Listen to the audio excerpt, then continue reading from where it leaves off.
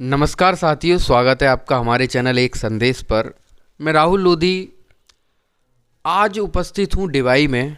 और डिवाई में आप मेरे बराबर में देख रहे होंगे कि एक 16 साल की बिटिया जिसने कि अपनी उम्र से भी बड़ा काम किया है और शायद ही किसी किसी में ये कला नज़र आती है, किसी किसी में ये अनुभव नज़र आता है कि किस प्रकार से शब्दों को पिरोया जाए। हम अक्सर किसी न किसी ख्वाब में डूबे रहते हैं। कहीं ना कहीं लोग बेटियों को उड़ने से रोकते हैं। अभी आप दिल्ली में देख रहे होंगे किस प्रकार से घटनाएं, आगरा की घटनाएं किस प्रकार से आपके समक्ष आ रही हैं। और यदि हम इन सभी चीज़ का निचोड़ देखें तो हमने बहुत जगह जा कर भी ये देखा है कि आपके चारों ओर टैलेंट है, प्रतिभाएं हैं, वो बेटियों में भी हैं और बेटों में भी हैं। लेकिन होता क्या है कि हम बेटों की प्रतिभा तो देख लेते हैं लेकिन बेटियों को पीछे छोड़ देते हैं। इसका कारण एक ही होता है, क्योंकि हम बेटियों को पीछे मानते हैं। तो आप जो मेरे पास देख रहे हैं उनका हम परिचय देंगे अपने चैनल के माध्यम से। इनका नाम तो बागिशा है, लेकिन एक हुनर है इनके अंदर शब्दों को पिरोने का। तो आज बागिशा जी से जानेंगे कि इन्होंने किस प्रकार से अपने शब्दों को पिरोया है और बहुत सारी कविताएं, यहाँ तक कि 2 किताब मात्र 16 वर्ष की आयु में लिख दी हैं। तो बागिशा जी, पहले तो आपका स्वागत है हमारे चैनल पर। तो पहले तो आप अपनी बारे में बताइए, अपने जीवन के बारे में बताइए। एक्चुअली मेरा नाम बागिशा है और मैं 6th क्लास में जवाहर नवोदय विद्यालय हॉस्टल में चली गई थी और वहाँ से ही मैंने लिखना स्टार्ट किया। अच्छा, हमने अभी सर से भी जाना, जैसे 6th क्लास से आप नवोदय विद्यालय बुलंदशहर में चली गई थी, तो माता पिता से जब आप अलग जा रही थी तो आपको थोड़ा डर या कुछ अलग अनुभव नहीं लगा कि हम मम्मी पापा से अलग जा रहे हैं? माता पिता का कर्तव्य होता है कि वो दिल पर पत्थर रखकर आपको पढ़ने के लिए भेजते हैं। तो आपको थोड़ी इरिटेट भी हुई होंगी कि मुझे मम्मी पापा ने बाहर भेज दिया। उस समय आपका क्या अनुभव था? उस टाइम तो बस मुझे यही लग रहा था कि मतलब कितने बुरे पेरेंट्स हैं, मुझे भेज दिया बाहर अकेले। पर अब तो अच्छा ही लगता है कि हाँ मतलब ठीक ही भेजा। तो जैसे कि सर ने भी बताया और हमने आपकी एक किताब है स्वप्निल साँझ। स्वप्निल साँझ, पहले तो ये बताइए कि स्वप्निल साँझ उसका जो टाइटल था वो आपके दिमाग में कैसे आया और वो क्या कारण रहा जो एक स्वप्निल साँझ की पूरी एक किताब लिख दी? वो एक्चुअली मेरी उसमें जितनी भी पोएम्स हैं वो मोस्टली टीनेजर्स के इमोशंस के ऊपर हैं, तो इसी वजह से मतलब वो जैसे सपने वगैरह देखा करते हैं उस टाइप से ही टाइटल रखा है। जब सपनों की बात आई तो आप अभी 12th क्लास में हैं। सर ने भी बताया, आपके पिताजी हैं अजय गुप्ता जी, उन्होंने भी बताया। तो 12th के बाद आपका क्या बनने का सपना है? मुझे एक्चुअली गायनेकोलॉजिस्ट बनना है। गायनेकोलॉजिस्ट? तो गायनेकोलॉजिस्ट बनकर आप समाज की सेवा करना चाहेंगी या फिर और अन्य चीज़ों में आप हिस्सा लेंगी जो समाज के प्रति? और जैसे आप लड़की हैं, हमने अपने समाज में देखा है कि महिलाओं को ज़्यादा आगे बढ़ने का मौका नहीं दिया जाता। क्या उस क्षेत्र में भी आप कार्य करेंगे? हाँ एक्चुअली मुझे उस क्षेत्र में भी काम करना है, बट एक्चुअली मेन पर्पस मेरा गायनेकोलॉजिस्ट बनने का ये है कि जो लेडीज़ एक्चुअल में मतलब डॉक्टर के पास नहीं जा पाती हैं केवल उनके पास पैसों की शॉर्टेज की वजह से, मैं उस चीज़ को रिड्यूस करना चाहती हूँ। हमने अभी बातचीत चल ही रही थी तो इनका नाम पता चला, बागिशा तो इनके पिताजी ने रखा था। अच्छा, गुनगुन, एक गुनगुन नाम हमने आपकी किताब में भी देखा था कि वहाँ आपका गुनगुन नाम, आपका जो नाम है वो नानी जी ने रखा था, नाना जी ने रखा था। उस नाम के पीछे क्या रहस्य है? वो एक्चुअली मेरी जो सबसे छोटी वाली मौसी हैं उनका नाम गुंजन है, तो उसी से रिलेट करके उन्होंने मेरा नाम गुनगुन रख दिया। तो अब एक बात बताइए, जैसे बागिशा नाम अच्छा लगता है या गुनगुन नाम अच्छा लगता है? बागिशा नाम अच्छा लगता है। बागिशा जो पिताजी ने दिया है। हाँ। तो अब आते हैं हम आपकी कविताओं पर। 16 साल की उम्र है और 16 साल की उम्र में ज़्यादातर लोग अपना ये नहीं जान पाते कि मुझे करना क्या है। तो ये जो स्वप्निल साँझ जैसी किताबें, ये जो लिखने का हुनर है, ये कब से आप में आया, कब से ये हुनर पैदा हुआ? जब मैं 6th क्लास में हॉस्टल में गई थी तो मैंने ऐसे 2-4 कविताएँ लिखी थी पेरेंट्स के लिए। तो वो मेरी फ्रेंड्स ने पढ़ी तो उन्होंने बोला, मतलब अप्रिशिएट किया कि और लिख, तब से लिखना स्टार्ट किया। अच्छा, पेरेंट्स के लिए लिखी थी, इसलिए तो नहीं लिखी कहीं कि मैं पेरेंट्स ने दूर कर दी, मैं मम्मी पापा ने बाहर भेज दी, इस वजह से लिख दी हूँ कि मैं मम्मी पापा से दूर रहती हूँ तो मेरी जो भावनाएं हैं वो अपनी इस को रफ कॉपी बताया था आपने कि मैं रफ कॉपी में लिखती थी, तो रफ कॉपी में इसीलिए कि मम्मी पापा ने दूर भेज दिया, ये भावनाएं रफ कॉपी पे उतर जाएं और मैं उसे पढ़कर मम्मी पापा को बताऊं, इसलिए लिखी थी। हाँ, एक्चुअली जब मुझे उनकी याद आती थी तो अपने इमोशंस में पोएम में कन्वर्ट करके लिख देती थी।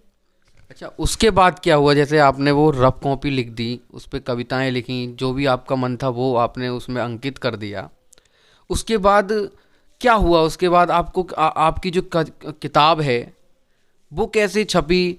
क्या क्या क्या उसकी आगे योजनाएं रहीं? जैसे आपने मम्मी पापा को दिखाया होगा कि मम्मी मैंने आपके लिए ये लिखी है आपकी याद में जब मैं बाहर रहती थी, तो जब मम्मी ने आपकी पहली बार वो रफ कॉपी देखी तो मम्मी और पिताजी का क्या रिएक्शन था?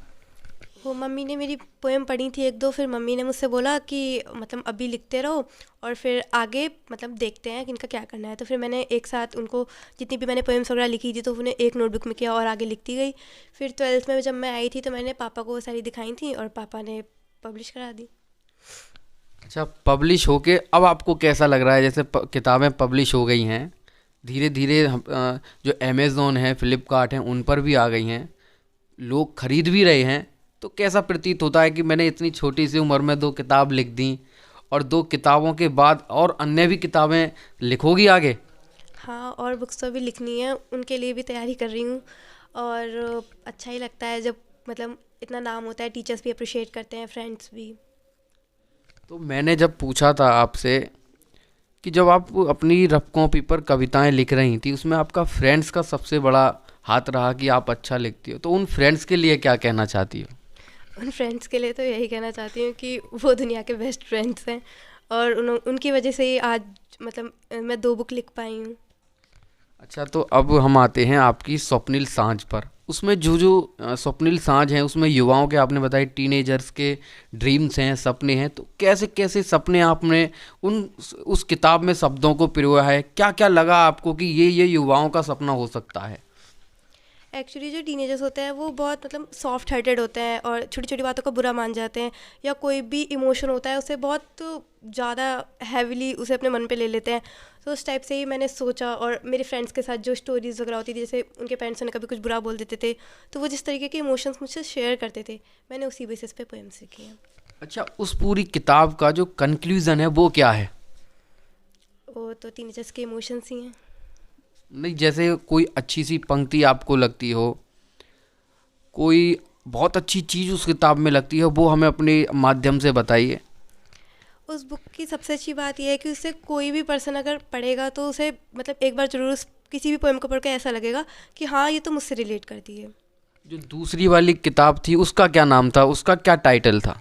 वो इंग्लिश की है, उसका टाइटल है फेदर्स ऑफ बटरफ्लाई।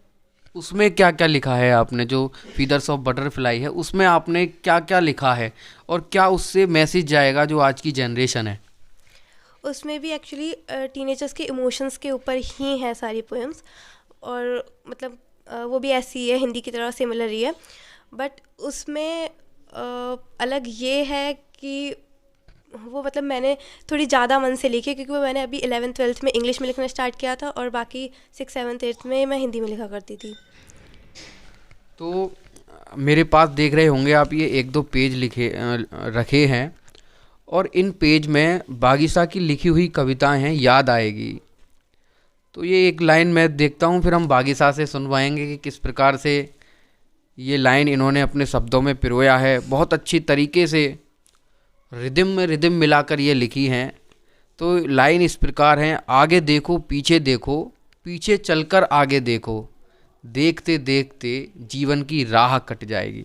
तो हम बागीसा से कहेंगे कि ये जो लाइन है ये अपने स्वर में सुनाएं, अपनी वाणी से हमारे चैनल के माध्यम से जो दर्शक हैं उनको सुनाएं किस प्रकार से ये कविता लिखी है। पोएम का टाइटल है याद आएगी। आगे देखो, पीछे चलकर आगे देखो।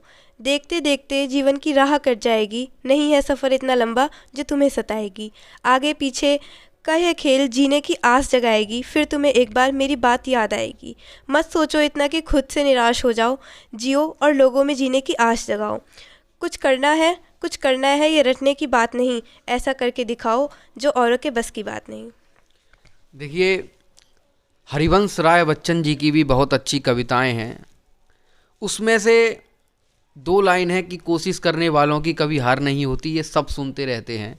लेकिन एक अच्छी मोटिवेशनल लाइन हमने इनमें भी देखी है। किस प्रकार से आप परेशान हो जाते हैं, मुसीबतों का पहाड़ आप पर टूटता है। बागीशा ने उसी के रूप में ये लिखा है कि आपको परेशान होने की ज़रूरत नहीं है, आपकी जो परेशानी वाली राह है वो आराम से कट जाएगी। तो बागीशा आगे का क्या प्रयोजन है, और कौन कौन सी किताबें आपके मन में चल रही हैं, कौन कौन सी पंक्तियाँ और अन्य कोई चीज़ें हों जो आप हमारे चैनल के माध्यम से बता सकती हैं? आगे एक तो मुझे अपनी स्टोरीज़ की बुक और पब्लिश करानी है जिसमें मेरी सारी स्टोरीज़ होंगी, और एक मुझे वुमेन एम्पावरमेंट के ऊपर भी पोएम्स वगैरह लिखना बहुत पसंद है, तो सोचा है कि उन पे भी एक बुक पब्लिश कराऊंगी। अच्छा, अभी आपने एक शब्द बोला वुमेन एम्पावरमेंट, तो क्या लगता है वुमेन एम्पावरमेंट को लेकर कहाँ कमियां हैं? कल का भी दिन था, 2 दिसंबर था, और 2 दिसंबर में हमारे अगर शिक्षा की महिला के प्रति जनक मानी जाए तो सावित्रीबाई फूले जी का कल जन्मदिन था। तो क्या लगता है वुमेन एम्पावरमेंट को लेकर कि किस प्रकार से हम महिलाओं की शिक्षा के प्रति आगे बढ़ाया जाए? ये आपकी छोटी सी उम्र है, लेकिन छोटी सी उम्र में वुमेन एम्पावरमेंट शब्द भी ले देना बहुत बड़ी बात है। तो क्या लगता है, क्या क्या उस किताब में लिखेंगी जिससे समाज और जागरूक हो? एक्चुअली मतलब इतना सब कुछ लड़कियों के लिए किया गया है, गवर्नमेंट ने बहुत सारे अच्छे लॉज वगैरह बनाए हैं, पर इसके बावजूद भी बहुत सारी ऐसी जगहें हैं जहाँ पे मतलब लड़कियों को अभी भी पढ़ने नहीं जाने देते हैं, उनकी जल्दी शादी करा देते हैं, या बहुत सारी चीज़ें हैं। और सबसे मेन चीज़ तो ये है कि हर दिन जब हम न्यूज़पेपर खोलते हैं तो उसमें हमें कोई ना कोई ऐसी न्यूज़ मिल जाती है जिसमें किसी ना किसी लड़की का रेप हो गया होता है, उसके साथ कुछ ना कुछ ऐसा हो गया होता है जो नहीं होना चाहिए था। तो बेसिकली ये सब चीज़ें इंडिया में बहुत ज़्यादा हैं, तो इन सब चीज़ों को रोकने के लिए या इनके प्रति लोगों को जागरूक करने के लिए मुझे आगे पोएम्स लिखनी है। और कोई आपके थ्रू कोई चीज़ जो हमारे समाज में कमियां हो? वैसे आपकी उम्र 16 साल है, हम उम्र पर इसलिए कह रहे हैं क्योंकि 16 साल की उम्र में 2 किताबें लिख देना बहुत बड़ी बात है, आदमी सोच नहीं पाता। तो अब तक का आपका जो अनुभव है, आपने चारों ओर का पर्यावरण देखा होगा, वातावरण देखा होगा, तो कैसा लग रहा है कि पहले से समाज और जागरूक हो रहा है, या कहीं ना कहीं अब भी समाज में छोटी छोटी कमियां हैं? एक्चुअली पहले से तो काफ़ी मतलब जागरूक हुए हैं लोग, कि जैसे पहले तो और भी ज़्यादा मतलब लड़कियों को दबाया जाता था, उन्हें बाहर नौकरी नहीं करने देते थे या पढ़ने लिखने नहीं देते थे। बट अब तो काफ़ी इम्प्रूवमेंट है, पर अभी भी कहीं ना कहीं हमें इम्प्रूवमेंट की ज़रूरत है, क्योंकि मैं तो बेसिकली हॉस्टल में पढ़ती हूँ, तो मैं तो वहाँ काफ़ी सेफ़ हूँ, बट जो लड़कियाँ डे स्कूल जाती हैं उनके लिए काफ़ी इश्यूज़ हो जाते हैं। देखिए, मैंने वीडियो शुरू होने से पहले, इंटरव्यू शुरू होने से पहले एक बात बोली थी कि दिल्ली और आगरा, वही बात बागीशा बोल रही हैं कि कहीं ना कहीं ये तो हॉस्टल में रहती है, मैं तो सेफ हूँ, लेकिन यदि कोई लड़की बाहर जाती है या कुछ अन्य जगह पर जाती है तो वो कहीं ना कहीं अपने आप को सेफ महसूस नहीं करती। तो मैंने बताया था आपको, जो सेफ महसूस नहीं करती हैं। बागी साहब का भी यही कहना है कि मैं इनके लिए कुछ ना कुछ अपनी तरफ से लिखूंगी, पंक्तियाँ लिखूंगी। देखिए, 16 साल की उम्र में इतनी बड़ी सोच रखना भी अपने आप में बहुत बड़ी बात होती है, और हम आशा करते हैं अपने चैनल के माध्यम से भी कि बागीशा जो हैं अपने जीवन में इस प्रकार की किताबें और लाएं जिससे समाज जागरूक हो, समाज की महिलाएं जागरूक हों।